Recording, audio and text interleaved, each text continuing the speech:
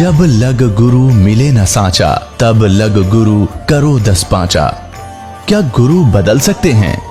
क्या गुरु बदलने से पाप लगता है? आध्यात्म के इस मैदान में आखिर सही गुरु कौन है? गीता जी में वर्णित तत्वदर्शी संत कौन है?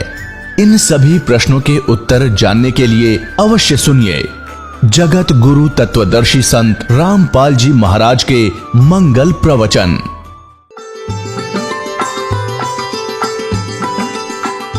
दंडवतम गोविंद गुरु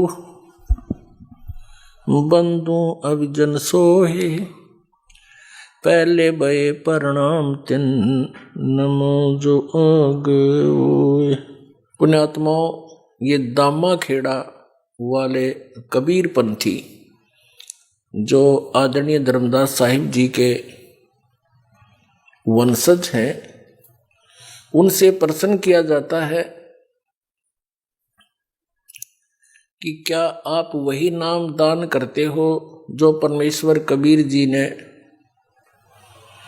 आदरणीय धर्मदास साहिब जी को दिया था? तो ये कहते हैं हाँ, ये हमारी परंपरा में वही नाम चला आ रहा है।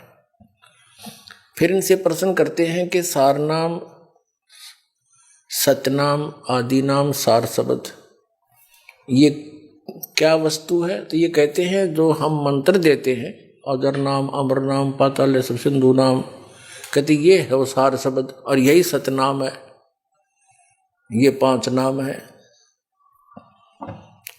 और फिर इनसे कहते हैं कि धर्मदास साहिब जी को परमात्मा कबीर जी ने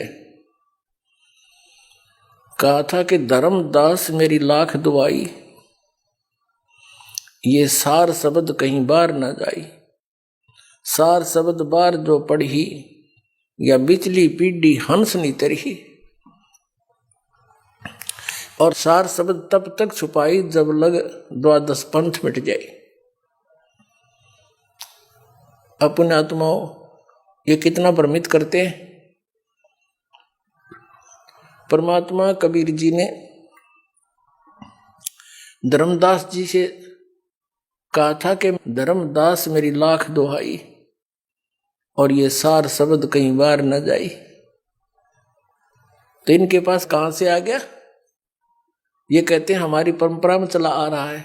कबीर साहब ने जब मना कर दिया था कि इसको तब तक छुपाना जब तक ये 12 पंथ ना मिट जावे। अब ये 12 पंथ अब मिटेंगे। 12वां पंथ गरीबदास पंथ है, और तब तक तो एक भी पंथ ना चला था। तो धर्मदास जी ने कैसे खोल दिया आपके पास? ये कोरी झूठ बोलते हैं, स्वयं भी भ्रमित है और अनुयायियों को भी ये गुमराह किए बैठे। जैसे एक मोटा उदाहरण है, परमेश्वर कबीर जी ने इस सार शब्द को इतना कॉन्फिडेंशियल रखना था कि धर्मदास जी से कहा कि इसको कहीं बताना नहीं। फिर भी परमेश्वर ने सोचा ये कहीं ना कहीं गड़बड़ करना दे और मेरी सारी बात बिगड़ जा, काल का दाव लग जावे। तो परमेश्वर कबीर जी ने धर्मदास जी के द्वितीय पुत्र पंत श्री चूड़ामणि जी अर्थात श्री मुक्तामणि नाम साहिब जी को स्वयं दीक्षा दी, और स्वयं ही आगे दीक्षा देने का अधिकारी गुरु पद पर विराजमान किया। धर्मदास जी पर विश्वास नहीं किया उन्होंने कि कहीं ये मोहवश मेरे इस अनमोल मिशन को फेल ना कर दे। ये घना नर्म आत्मा का है, इसको बहुत चिंता बनी रहती है अपने वंशजों की। बार बार कहता था कि आपने मना कर दिया है मुझे कि सार शब्द किसी को नहीं बताना, सतनाम भी नहीं बताना। और आप जी ने परमेश्वर मुझे 42 वंश का वरदान दे दिया कि मेरी 42 पीढ़ी तक मेरा वंश चलेगा। तो ये कैसे पार होंगे? ऐसे कहकर घना मायूस हो जाता था। परमात्मा को पता था कि यदि इसको मैंने आगे नाम देने का आदेश भी दे दिया तो ये अवश्य काम बिगाड़ देगा। तो कबीर परमेश्वर जी ने उसको आगे ना तो नाम देने का अधिकार दिया किसी अपने भी वंशजों को, और अपने ही सामने कबीर जी ने और बहुत दूर ले जाके जगन्नाथपुरी में, जहां बैठकर परमात्मा ने बहुत वर्ष पहले कबीर जी ने समंदर को रोका था, और धर्मदास जी को ये बहाना बनाकर लेकर गए कि चलो तुम्हें वो स्थान दिखाते हैं जहां बैठकर मैंने समंदर रोका था। उससे परिवार चले गए।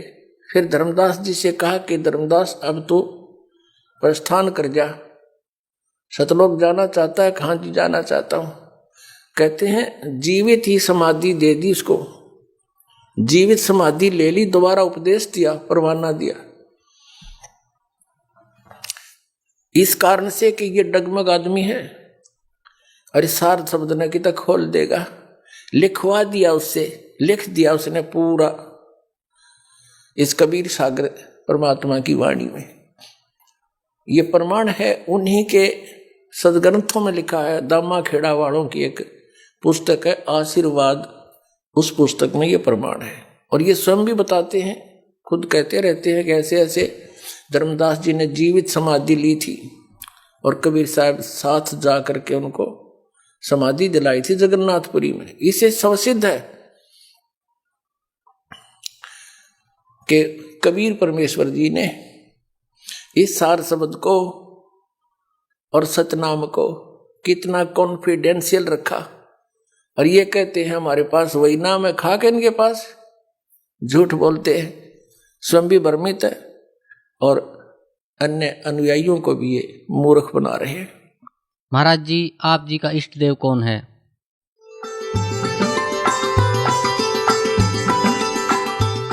मुझ दास का जो इष्ट है, इष्ट देव है, वो परम अक्षर ब्रह्म है, जिसके पर्यायवाची शब्द परमेश्वर, सत्पुरुष, अकाल मूर्त, शब्द स्वरूपी राम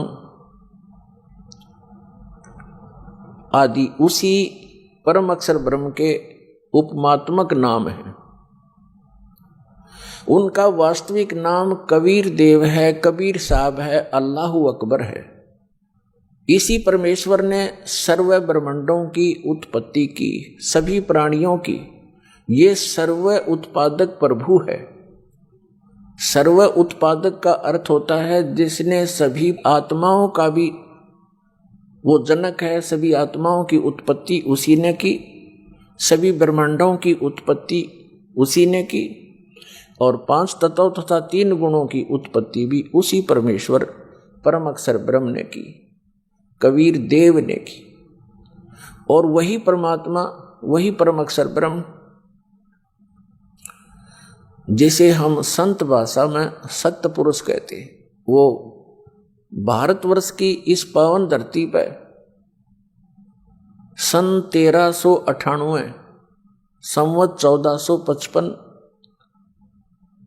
ज्येष्ठ सुदी पूर्णमासी को सुबह ब्रह्म मुहूर्त में सतलोक से अपने निज स्थान से चलकर आकर एक शिशु रूप धारण करके कमल के फूल पर विराजमान हुए। वहां से उनको नीरू नीमा नाम के एक पति पत्नी थे, वो जुलाहा जाति से थे, जुलाहा कर्म करते थे, वो निसंतान थे, उनको उठाकर घर ले गए। परमात्मा जुलाहों की कॉलोनी में रहने से, जुलाहा समुदाय में रहने से और बड़े होकर जुलाहे का कार्य करने से वो जुलाहा कहलाए। ये मुझ दास के इष्ट देव हैं। महाराज जी, इष्ट देव और सतगुरुदेव एक ही हैं या इनका अस्तित्व भिन्न भिन्न है?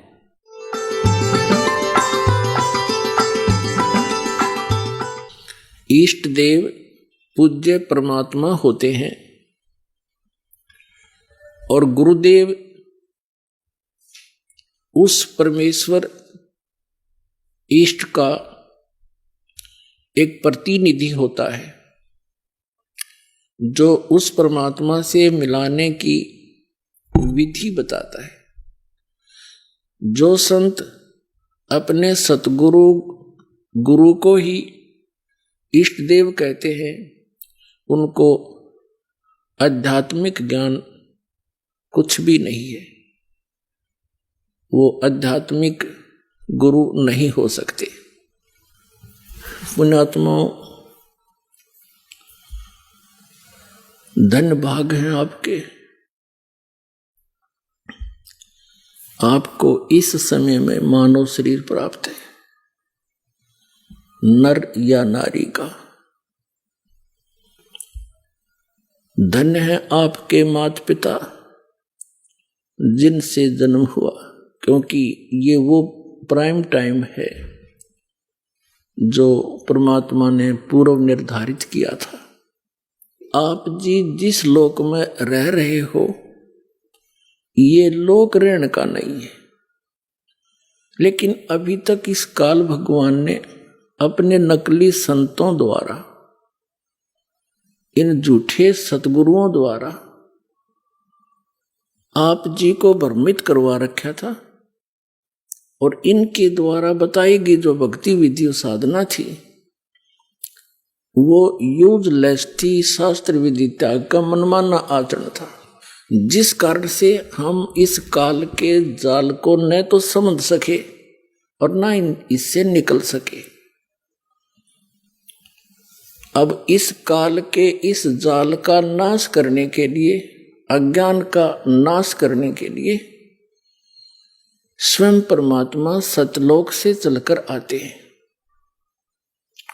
क्योंकि हम उसके बच्चे हैं। उन्होंने हमें अपने वचन से उत्पन्न कर रखा है, हम उनका अंश हैं। अपने का दुख अपनों को ही होता है। ये लोक है, यहाँ पर किसी का हाथ कट गया, किसी को कैंसर है, कोई किसी का बेटा मर गया, किसी की बेटी मर गई, हाहाकार मची, कोई सुख का सांस नहीं ले रहा, सभी पीड़ित है, रंग से लेकर राजा तक, या कोई सुखी नहीं। लेकिन आप जी को बताया था कि ये औरों से थोड़ा सा हल्का दुख हो, हमने उसी को सुख मान रखा है। कबीर साहब कहते हैं, झूठे सुख को सुख कहे ये मान रहा मनमोद, ये सकल च बिना काल का, और कुछ मुख में कुछ गोद। इस काल भगवान के इस जाल को समझाने के लिए स्वयं परमेश्वर को आना पड़ता है, अन्यथा ये किसी भी जीव को रास्ता नहीं देता, सबको मिसगाइड कर देता है। जैसे बड़े बड़े महापुरुष जितने भी ये गुरु पद पर विराजमान पहले हुए हैं या जो वर्तमान में हैं, ये परमात्मा की बहुत प्यारी आत्मा है, कबीर भगवान की। वैसे तो सारी उसकी प्यारी आत्मा है, लेकिन ये बहुत ज्यादा भक्ति युक्त थे। ये पूर्व जन्म के पुण्यकर्मी प्राणी थे, और काल उन्हीं को सिलेक्ट करता है जिनके पास अच्छी मोटी गठड़ी और धन की, उन्हीं को ठगता है, लूटता है, फिर इनको प्रभु बना देता है। ये फिर साहेब कहने से प्रसन्न होते हैं।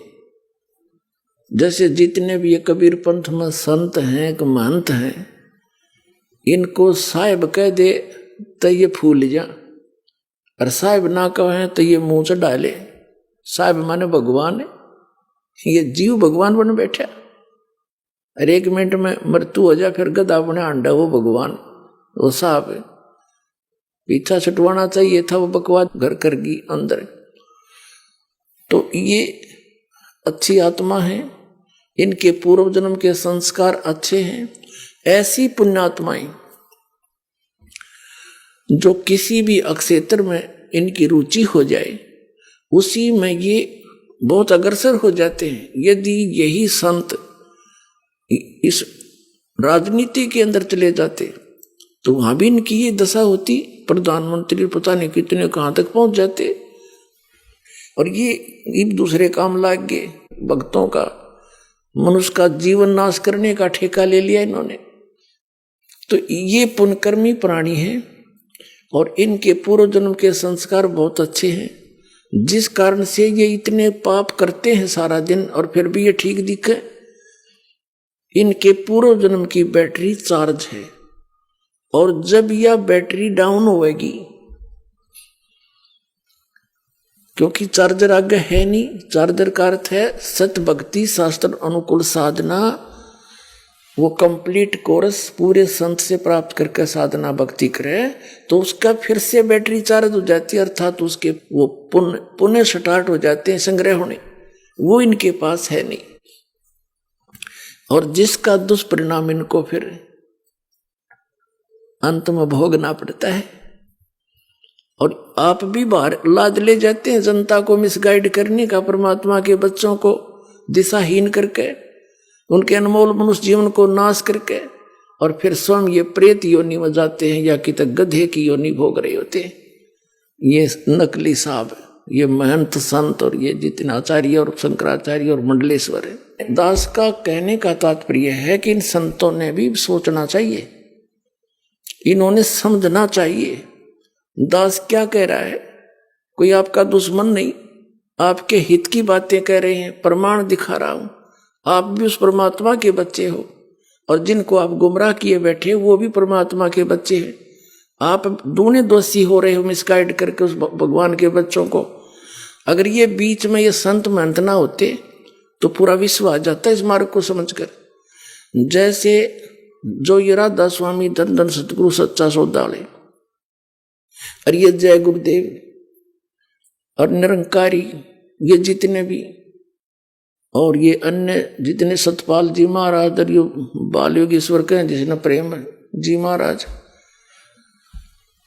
ये संत तो है नहीं, क्योंकि संत वही जो आध्यात्मिक ज्ञान से परिचित हो, बाकी उस नाम संत रखे वो अलग बात है। अब इनका जो फंस गए वो क्या करते, जैसे मधु परमहंस और ये जितने भी कबीरपंथी संत महंत, अब जैसे दास इनकी जो अनुभूति है, इन्होंने जो सारे जीवन में जो कुछ भी जाना समझा अनुभव किया वो लिख रखा है। अब इस तक ये खाक बोलेंगे, इन्होंने जो कुछ कहना सुनना था कह दिया, 10-10, 20-20, 100-100 वर्ष से लग रहे हैं ये। अब इनके इतिहास दिखा दिए। अब अपने गुरुजी के बारे में जो कुछ भी कोई उस पंथ से संबंधित इस दास के वचन सुनता है तो उनका समाधान वो किससे कराता है? अपने गुरुजी से। अब गुरुजी कैसे स्वीकार करे कि भाई मैंने यू सच्चा है मैं झूठा हूं? क्यों? उसके आगे उसके सामने अहम अट जाएगा, ईगो है उसके अंदर, और यह ईगो इस जीव की सबसे बड़ी दुश्मन है। कबीर साहब कहते हैं राज तजना सहज है और सहज त्रिया का ने मान बढ़ाई ईर्षा दुर्लभ तजनाइए। अरे इनके तजे बिना भगवान नहीं मिले। अब ये फिर अपने ही गुरुओं से पूछते हैं तो गुरुजी कह देते नहीं, उसको क्या पता।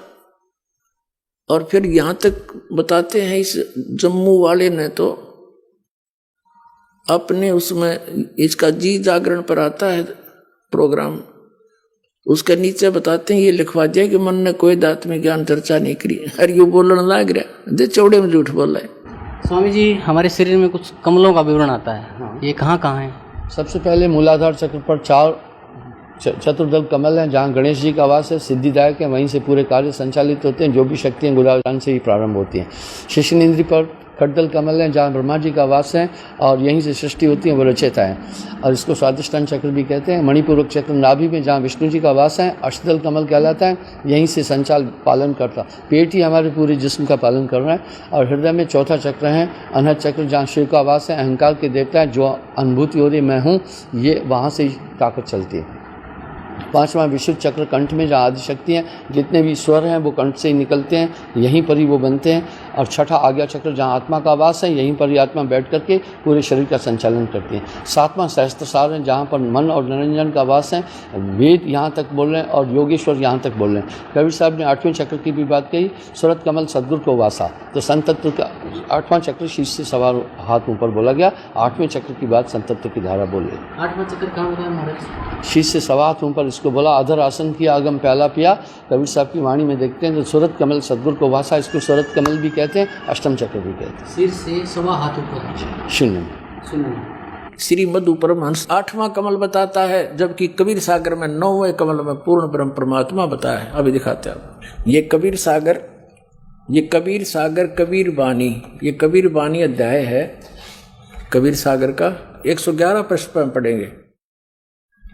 यहां देखना, ये सारे कमलों की बताते परमात्मा चले हैं। प्रथम कमल कहूँ रे भाई, चार पंखड़ी तो ही बनाई, द्वितीय कमल ना बेहतर होई, 60 पंखड़ी उसकी है। ऐसे ऐसे बताते आगे यहाँ पर।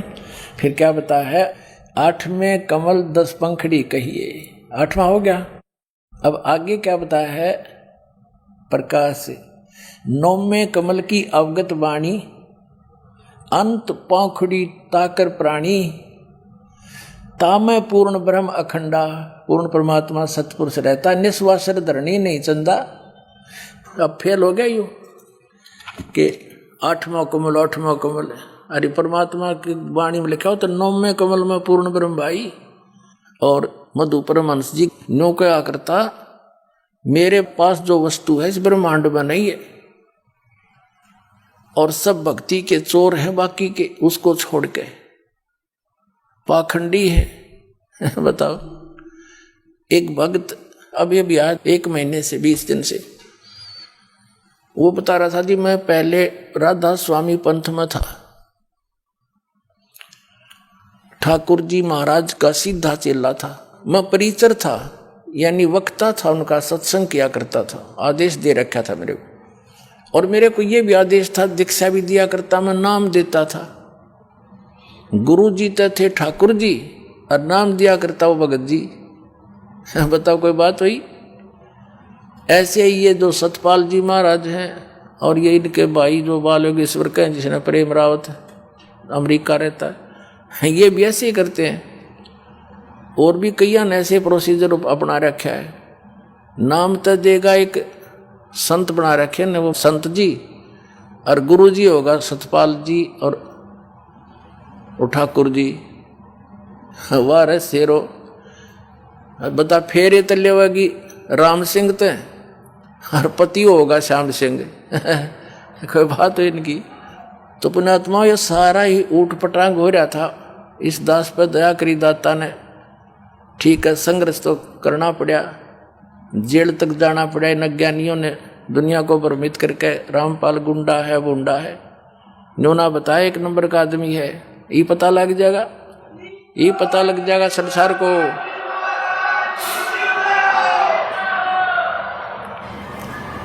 तो इनका वो बता रहा था कि जी मैं वहां से छक लिया, 30 वर्ष रहा मैं वहां पर, 50,000 व्यक्तियों को मैंने वहां दीक्षा दे दी, और ठाकुर जी के जोड़ दिए राधा स्वामी वाली। फिर मेरा वहां से मन हट गया किसी बात पे। फिर टीवी देखा, इनका सत्संग सुना श्री मधु परमहंस जी का, अच्छा लगा। कुछ उनसे हटकर बात थी थोड़ी बहुत, नाम नूम दीक्षा वह हूँ। तो मैंने वहाँ दीक्षा ले ली। 2 वर्ष से वहाँ मैं जुड़ा हुआ था श्री मधु परमहंस से, जम्मू वाले से। फिर कुछ दिन के ही बाद आपका सत्संग भी आता था, वो भी सुनने लगा मैं। अब 2 वर्ष से मैं आपका भी सत्संग सुन रहा था, और वो अपने सेकंड गुरु जी का भी सुन रहा था, श्री मधु परमहंस जी का। और हम ये सोचा करते थे, हमारा ग्रुप था सैकड़ों का, हम ये सोचा करते भी दोनों अपने आप को नो के हैं, जो वस्तु मेरे पास है किसी के पास नहीं। अब हम निर्णय कैसे करें? या तो जब बात पड़े ये दोनों आमने सामने हो किसी दिन, हम नो सोचा करते। 10 दिन के बाद वह दया भी होगी, साधना टीवी पर दोनों आमने सामने। और सत्संग जब शुरू हुआ बड़ी खुशी हुई हमने, अगले आज दिन की दोनों की जो सच्चाई सामने आ जाएगी। मैंने सब जगह फोन लगा दिया, जो श्री मधु परमहंस के मेरे साथी चेले थे और सब ने अपने टीवी ऑन कर लिए, इधर उधर जाके इकट्ठे होकर बैठ गए सारे ग्रुप के ग्रुप। तो वो कह रहा था जी 3 घंटे प्रोग्राम चला और जब प्रोग्राम समाप्त हुआ मैंने तो सर मारा धरती में पटक के, हे भगवान देख यो कित मूर्ख बना रहा था हमने आज तक।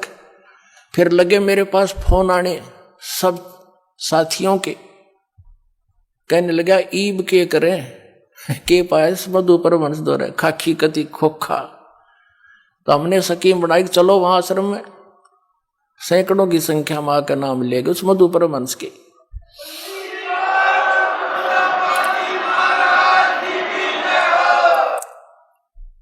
अब वो क्या कहता है कि मैंने आध्यात्मिक ज्ञान चर्चा करी है को नहीं। टीवी पे अब सत्संग आता है इसका जी जागरण पे, उस पे एक नीचे हेडिंग लिखने लग रहा है, देख ये कौन है शैतानी ताकत जो इस ब्रह्मांड पर राज करती है? मन। साहिब वाणी में कह रहे हैं मन ही आहे काल कराला, जीव नचाए करे बेहाला, जीव के संग मन काल रहाई, अज्ञानी नर जानत नहीं। इसका मतलब है कि हम सब के अंदर यथार्थ में एक ऐसी ताकत काम कर रही है जिसका पूरा हुक्म आत्मदेव को मान। देख ये संत है, यानी आर को स्वीकार ना करके बकवादों में बढ़ गए। जैसे दो सही पहलवान हो और दोनों कुश्ती करते हैं और एक तो हारे जीते गए, एक ने दूसरे को हरा दिया, तो दोनों गले से मिलते हैं और हाथ मिलाते हैं और खुश होकर अपनी हार स्वीकार करता कि मैं हार गया, यू जीत गया। भाई सरेआम कहते वो है महान आत्मा, ये महान आत्मा है। सरेआम झूठ बोला नो का आत्मिक ज्ञान चर्चा हमने करी है को नहीं।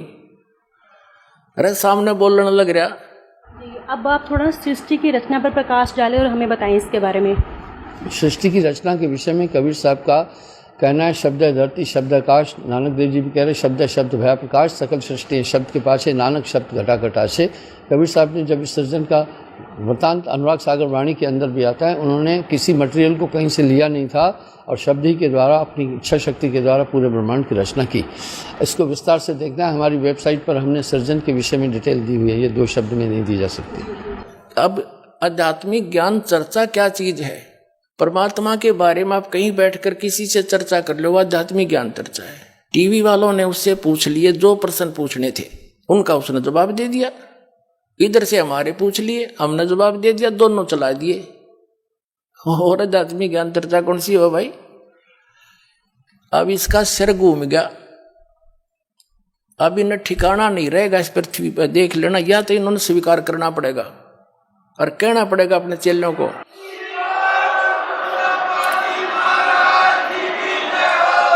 एक व्यक्ति कह रहा था, नाम ले लिया उसने यहाँ करके, श्री मधु परमहंस जी का चेला था।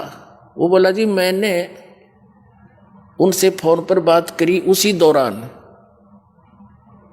कि महाराज जी से बात कराओ। पहले बात करते थे, फिर बात करनी बंद कर दी। चेला ने उठाया फोन तो वो कहने लगे कि अभी यू के पाया 4-5 साल मेरे खो दिए तुमने।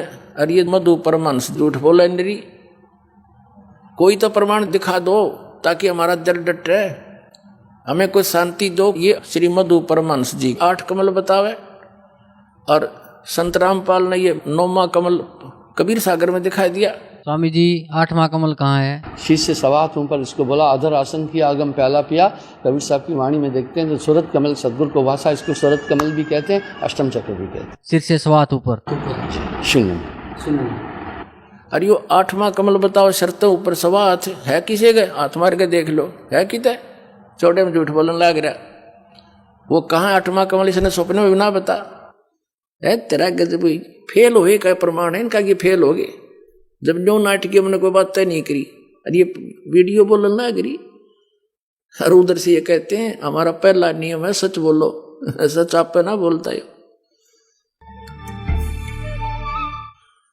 अब क्या बताते हैं